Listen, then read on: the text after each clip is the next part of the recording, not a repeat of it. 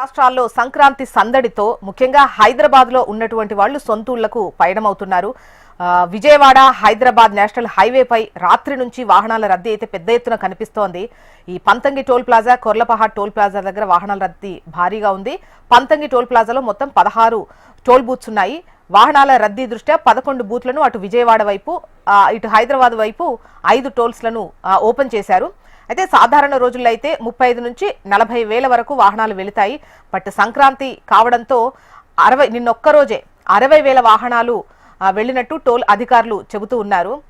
మరిన్ని డీటెయిల్స్ మనకు పరమేష్ ఇస్తారు. పరమేష్,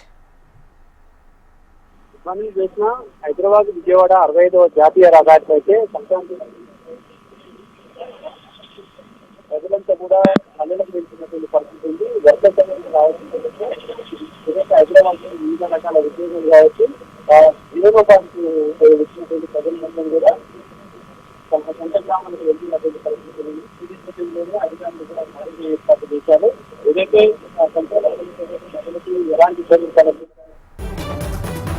అది మీరు హెచ్ఎంటీవీ స్క్రీన్ పైన చూస్తూ ఉన్నారు. టోల్ ప్లాజాల దగ్గర ఉన్నటువంటి సిచ్యువేషన్ ఎలా ఉంది అనేది.